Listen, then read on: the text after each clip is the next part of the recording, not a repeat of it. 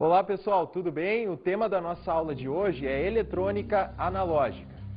E agora a gente vai dar uma olhada na definição de eletrônica. A eletrônica é uma área do conhecimento que aplica princípios fundamentais da física, como eletromagnetismo, óptica e física moderna no desenvolvimento de tecnologias. Desenvolve e estuda os circuitos eletrônicos e seus componentes, tais como o transistor, o diodo, os circuitos integrados, fotocélulas, microprocessadores, capacitores, indutores, resistores, entre outros. Então a eletrônica, ela é um ramo da física, ela é uma aplicação tecnológica da física, na verdade, que se utiliza de dispositivos muito particulares para realizar, por exemplo, transmissão de informação. O que acontece, o que esses dispositivos fazem, de maneira geral, é realizar conversões de formas de energia. Um exemplo de uma conversão que nós temos, sendo realizada por equipamentos eletrônicos, seria o funcionamento de um microfone. O que o microfone faz na prática é a conversão de uma onda sonora sendo convertida em uma corrente elétrica. Essa corrente elétrica vai ser transformada por um dispositivo eletrônico em onda eletromagnética. Essa onda eletromagnética será transformada novamente em uma corrente elétrica, que depois será transformada então em uma onda sonora. Então o que acontece, por exemplo, numa transmissão de rádio, é que o locutor fala no microfone, o microfone o que ele faz é transformar essa onda sonora em uma corrente elétrica. Essa corrente elétrica, por um dispositivo eletrônico, será transformada em uma onda eletromagnética que será enviada através da antena do rádio. Essa onda eletromagnética será recebida pelo rádio, que é um outro equipamento eletrônico, que vai fazer a conversão dessa onda eletromagnética em uma corrente elétrica, produzindo novamente uma onda sonora, para que os ouvintes então possam receber essa informação que foi transmitida. Então toda essa conversão de onda sonora, correntes elétricas e ondas eletromagnéticas é feita através de dispositivos eletrônicos. O que a gente vai ver na aula de hoje é especificamente como é que funciona a eletrônica analógica. A gente vai dar uma olhada superficial nesse assunto porque ele é bastante complexo. Existe também a eletrônica digital. Então são dois tipos de eletrônica que existem atualmente. Então a gente vai ver qual é a diferença entre os termos digital e analógico. Uma informação, quando é transmitida de maneira analógica, acontece que ela é produzida de uma certa forma e depois é transmitida sem nenhuma decodificação. Essa informação é transmitida diretamente da forma como ela foi produzida. É o que acontece, por exemplo, na informação que é transmitida por uma onda eletromagnética que foi produzida a partir de um microfone. Aquela corrente elétrica que foi gerada no microfone, ela vai ser passada para o dispositivo que vai fazer a conversão para a onda eletromagnética sem qualquer espécie de decodificação.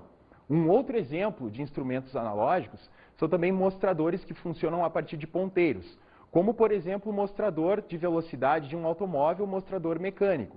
O que acontece é que o motor transmite diretamente uma certa informação e essa informação vai ser transmitida mecanicamente ao ponteiro sem qualquer decodificação. Já o que acontece numa informação transmitida de maneira digital é que essa informação é decodificada. O digital significam 2 dígitos. Na eletrônica digital, o que aparece são os dígitos 0 e 1. Então, as informações são todas elas convertidas dentro do circuito na forma de variações de tensão ou corrente que apresentam apenas 2 valores, sendo representados por 0 ou por 1. Então, esse tipo de informação sendo decodificada e transmitida, ela está sendo produzida, então, de maneira digital. É o que acontece, por exemplo, nos celulares analógicos ou digitais, e agora a gente vai dar uma olhada um pouquinho a respeito disso. Onda eletromagnética viajando no ar sempre é um sinal analógico. Com a explosão de consumo do telefone celular, o reaproveitamento das faixas de frequências foi insuficiente para atender a demanda. Abandonar os princípios analógicos e converter a telefonia celular para sinal digital era a solução. Com a digitalização, é possível aumentar a velocidade de transmissão e estabelecer padrões mais eficientes de reaproveitamento das frequências. Surgiu assim o telefone celular digital, uma evolução do telefone celular analógico. E agora a gente vai dar uma olhada em alguns componentes de circuitos eletrônicos. Como a gente já viu, a eletrônica ela é caracterizada por alguns componentes que são bastante particulares. Então a gente vai dar uma olhada em alguns deles que são os mais simples e os mais utilizados também. O primeiro deles é o capacitor. E agora a gente vai dar uma olhada em uma definição sobre capacitores. Os capacitores são componentes que, embora não conduzam corrente elétrica entre seus terminais, são capazes de armazenar certa corrente que será descarregada assim que não houver resistência entre seus terminais.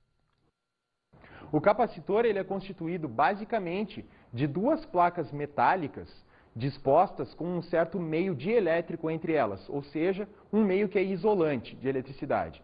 Essas duas placas, elas são ligadas através de fios condutores em uma bateria, por exemplo. Então, o que acontece nesse tipo de ligação é que a placa do capacitor que estiver ligada no polo positivo da bateria ficará carregada positivamente, enquanto que a placa que fica ligada no terminal negativo adquire carga também negativa.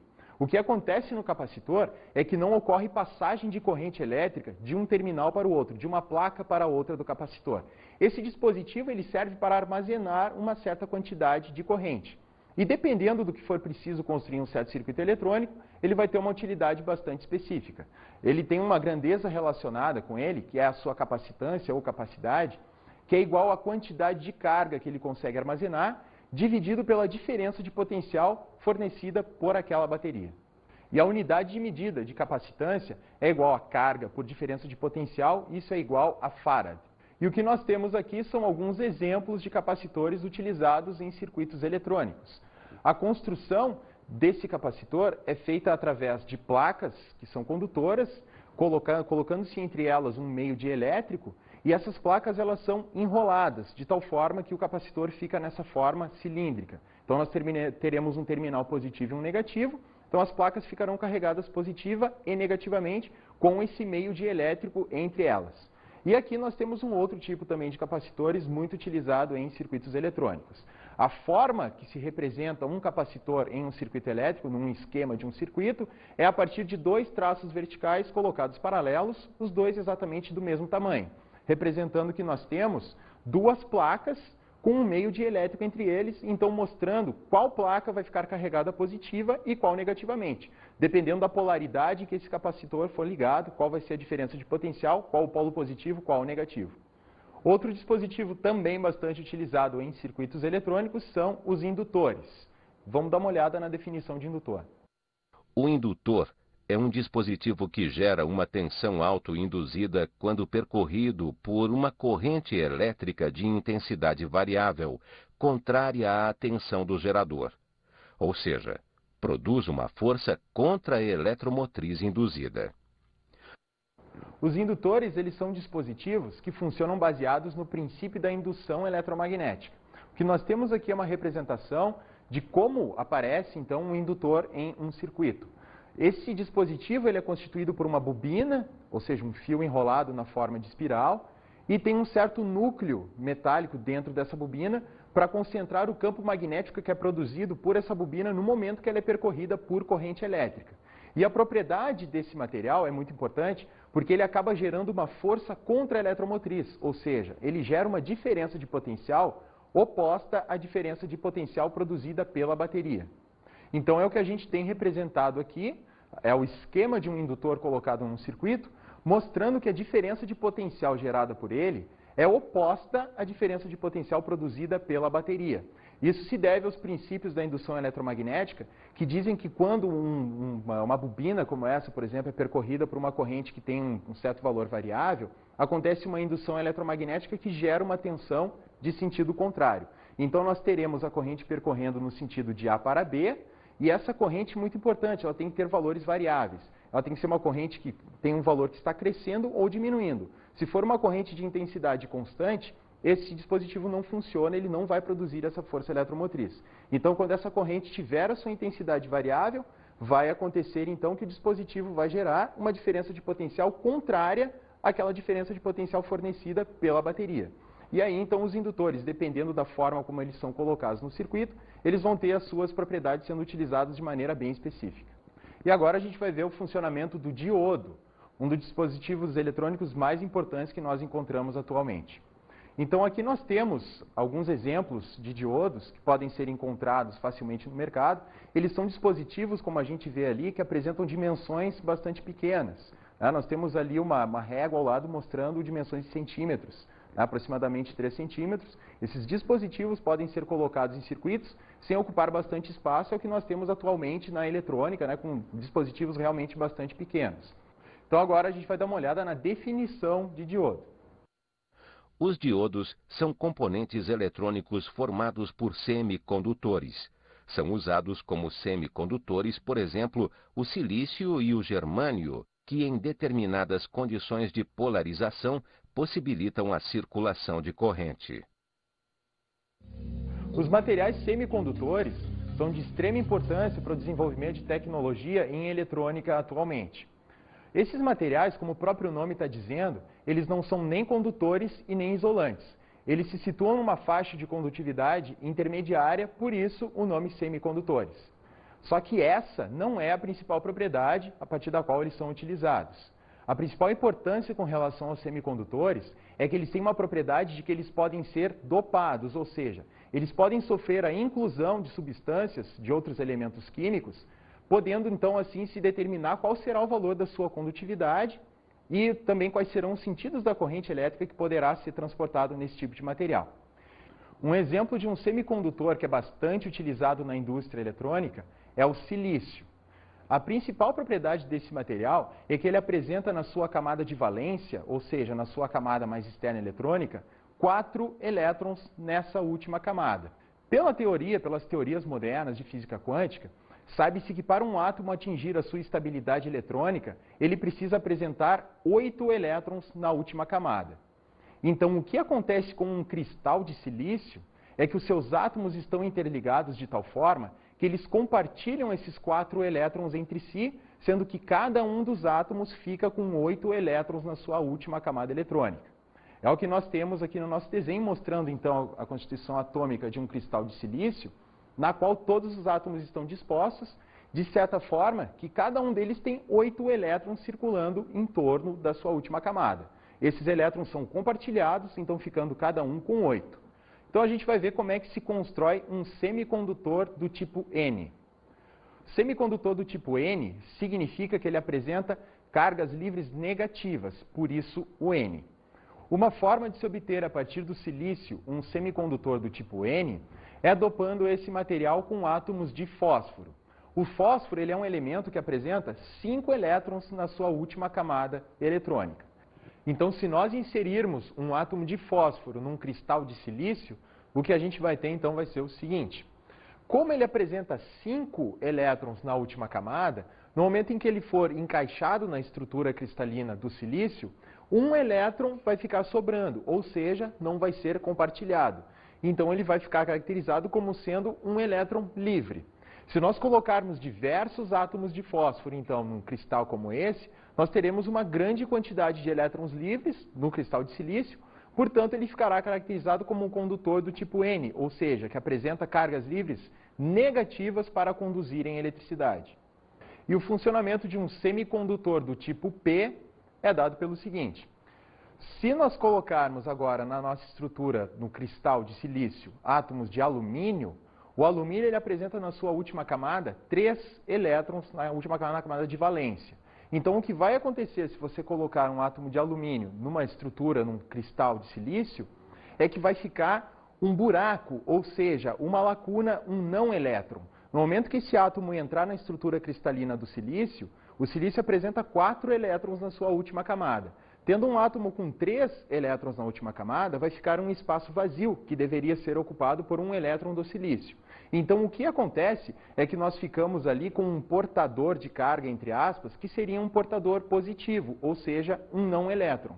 Então, quando nós tivermos uma movimentação de cargas acontecendo num condutor como esse, num semicondutor do tipo P, o que acontece é que essa lacuna, esse buraco, esse não elétron, vai se deslocando ao longo da estrutura cristalina como se ele fosse uma carga positiva. Então, se nós colocarmos diversos átomos de alumínio na estrutura cristalina do silício, ele vai ficar com um portador de carga, entre aspas, que seria um portador de carga positivo, por isso semicondutor do tipo P. Mas como posso entender isso na prática? Isso pode ser entendido na prática a partir da construção de um diodo. Um diodo é um dispositivo que ele é construído a partir da junção de dois semicondutores. Um semicondutor do tipo P e um semicondutor do tipo N. O semicondutor do tipo P pode ser um cristal de silício dopado com alumínio e o semicondutor do tipo N pode ser um átomo de silício dopado com átomos de fósforo. Então, fazendo a junção desses dois semicondutores, nós teremos um semicondutor com portador de cargas positivas e um semicondutor com portadores de cargas negativas, ou seja, elétrons. Na região da junção entre esses dois cristais, vai se formar o seguinte: como nós temos cargas negativas de um lado e cargas positivas do outro, acontece que os elétrons, ou seja, as cargas negativas do semicondutor do tipo N, vão acabar atravessando essa região de fronteira, passando então a constituir aqui o semicondutor do tipo P. O mesmo vai acontecer com esses buracos, com essas lacunas. Atraídos pelos elétrons, eles serão então levados para o outro lado. Então se forma nessa região da junção entre os dois semicondutores a chamada faixa de fronteira, ou então a faixa de depleção do semicondutor. E agora a gente vai ver como é que é feita a representação de um diodo em um circuito eletrônico. O desenho que representa o diodo no circuito se assemelha muito a uma seta. E na ponta dessa seta, nós temos ali uma barra transversal colocada então. Então nós temos dos dois lados do diodo representando qual é a polaridade positiva e qual a negativa. Essa seta ela acaba indicando qual vai ser o sentido da corrente elétrica que vai percorrer o diodo quando colocado num circuito. E agora a gente vai ver como é que é o funcionamento de um diodo no momento em que ele é inserido em um circuito eletrônico. Então aqui nós temos uma representação de um diodo ligado com um gerador de força eletromotriz, ou seja, uma bateria. Então nós temos representados aqui os sentidos da corrente convencional, sentido convencional da corrente elétrica, que vai sempre da polaridade positiva da bateria chegando até a polaridade negativa, e nós temos também o sentido do fluxo de elétrons através desse circuito, que é igual ao sentido contrário da corrente elétrica convencional. Bom, então o que vai acontecer no diodo é o seguinte: essa ligação que nós temos aqui na nossa representação da bateria com o diodo é chamada de polarização direta. Essa é a ligação que permite passagem de corrente elétrica através do diodo. Se nós formos dar uma olhada aqui, nós temos o terminal, ou seja, o semicondutor positivo do diodo, o semicondutor do tipo P, ligado no terminal positivo da bateria. E o semicondutor negativo, ou seja, o semicondutor do tipo N, está ligado também na polaridade negativa da bateria.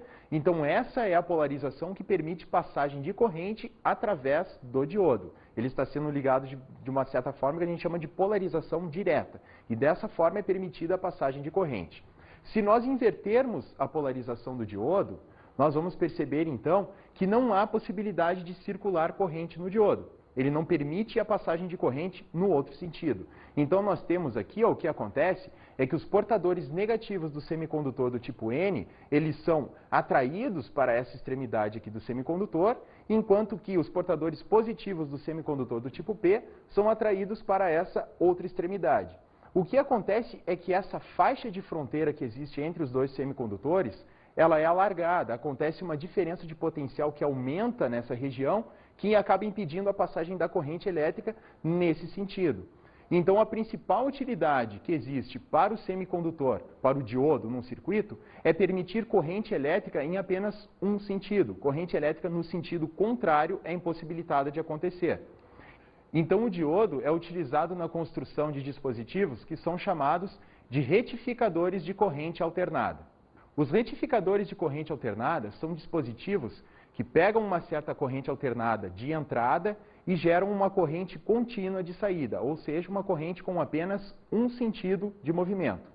Então, um exemplo que nós temos aqui é de uma fonte de corrente alternada associada com um diodo.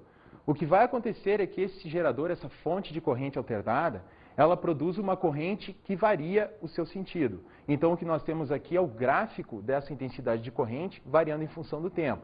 Nós percebemos que a corrente atinge valores máximos em um sentido, depois se reduz e atinge valores máximos no sentido contrário, ou seja, é uma corrente cujos portadores de carga estão oscilando em torno de certos pontos. Eles não estão fluindo em apenas um único sentido.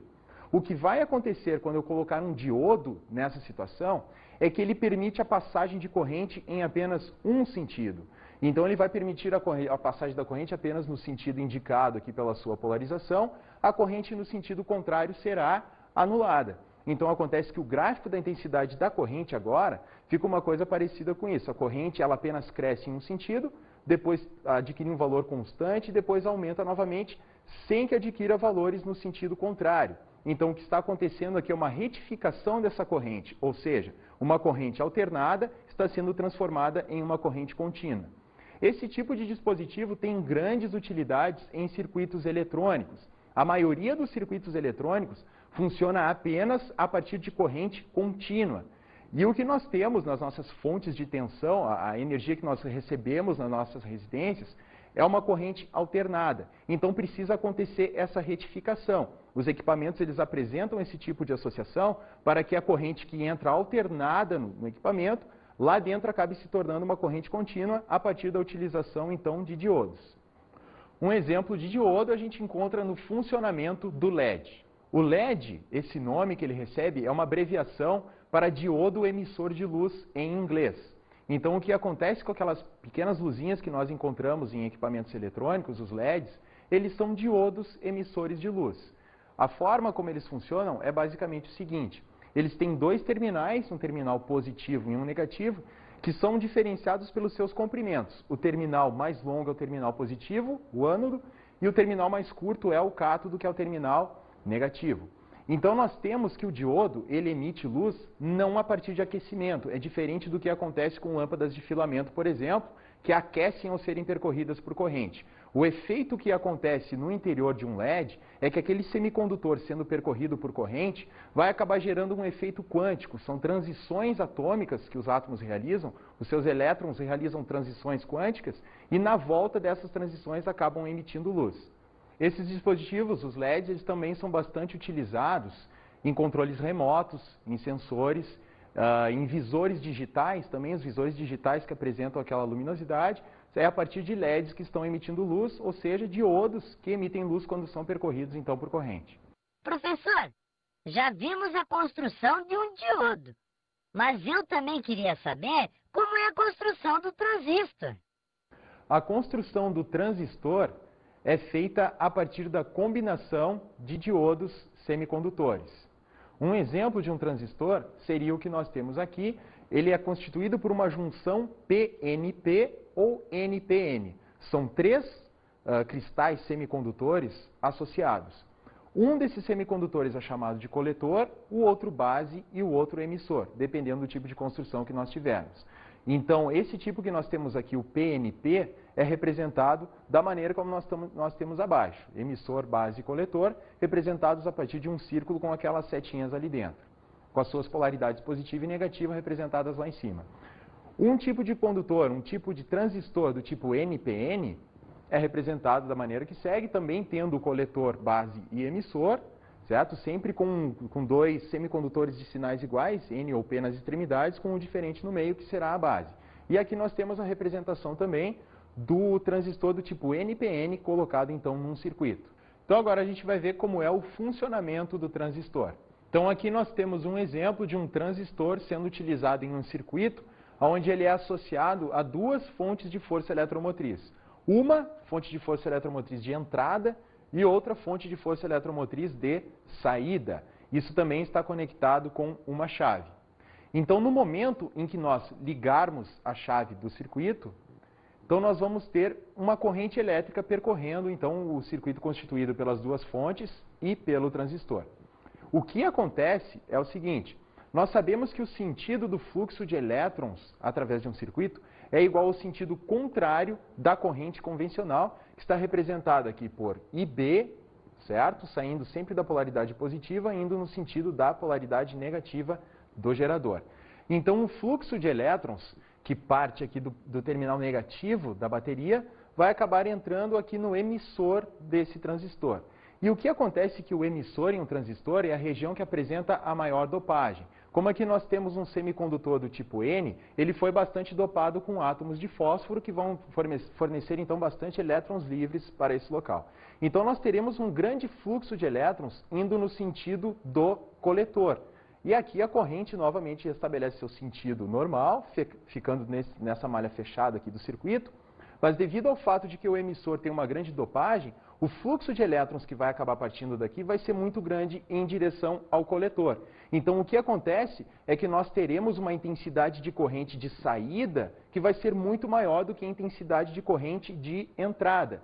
Então, esse dispositivo, o transistor ligado, como nesse nosso exemplo aqui, uma junção NPN, ligado dessa forma em um gerador de entrada e outro de saída, vai acabar gerando uma amplificação de um sinal. Você tem uma corrente com um valor bastante pequeno, sendo aumentado devido à passagem através do transistor.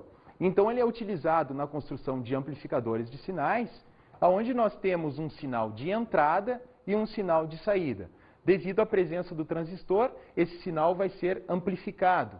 Isso é utilizado, por exemplo, em campainhas, em que uma intensidade de corrente elétrica muito pequena antes do transistor gera uma intensidade de corrente muito grande depois que passa por ele, gerando um sinal bastante amplificado. Se nós tivermos uma chave que abre e fecha constantemente no sinal de entrada, nós podemos também ter um sinal repetitivo que vai ficar aumentando de intensidade. Isso também pode ser utilizado, por exemplo, em controles remotos. Um controle remoto ele tem uma intensidade de corrente muito pequena no seu interior, esse sinal vai ser transmitido e pode, inclusive, abrir um portão de uma garagem que vai precisar de uma intensidade de corrente muito grande. Então, a grande utilização dos transistores, a sua grande vantagem é poder amplificar sinais. Eles recebem um sinal muito pequeno, gerando na saída um sinal bastante grande. Isso é utilizado, por exemplo, nos amplificadores de som. O que acontece no amplificador de som é que se você colocar, por exemplo, um microfone em um amplificador como esse, você falar no microfone, o que acontece então é que vai ser gerado um sinal na forma de uma corrente elétrica que tem uma intensidade bastante pequena. Essa corrente elétrica vai ser levada para dentro do amplificador, que é constituído por transistores, e eles farão então a amplificação dessa intensidade de corrente. Essa intensidade de corrente mais elevada será levada então para o alto-falante, e o alto-falante vai acabar produzindo então um som com uma intensidade muito maior do que aquela que foi produzida pelo locutor no microfone.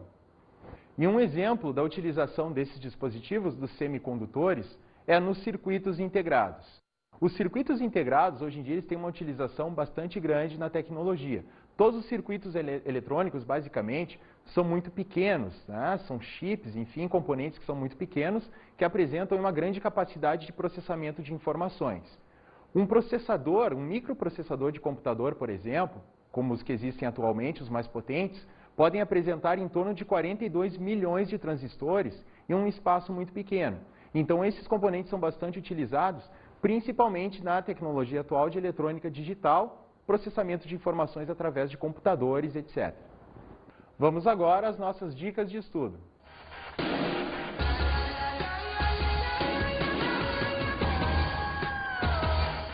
Pessoal, essa nossa aula de hoje, ela foi de um caráter bastante informativo. Não é um assunto que é trabalhado geralmente no ensino médio, mas eu resolvi trazê-lo devido ao interesse, enfim, gerado dentro de eletrônica. Então, o que seria bastante interessante seria vocês procurarem se informar melhor a respeito em revistas que aparecem de eletrônica, revistas técnicas, etc. e tal, e também dar uma olhada em lojas de componentes eletrônicos para ver como é que funcionam, ou então para ter um contato mais direto com esses componentes, como indutores, capacitores e diodos, que são componentes bastante pequenos realmente, apesar da sua complexidade e da sua grande utilização. Também dá uma olhada em equipamentos que estejam já danificados, eletrônicos, e abrir e ver como é que é a cara desses componentes, esses circuitos integrados, que realmente a eletrônica é uma área bastante interessante de pesquisa aí dentro da física. Então tá, pessoal, espero que vocês tenham gostado da aula de hoje e até a próxima.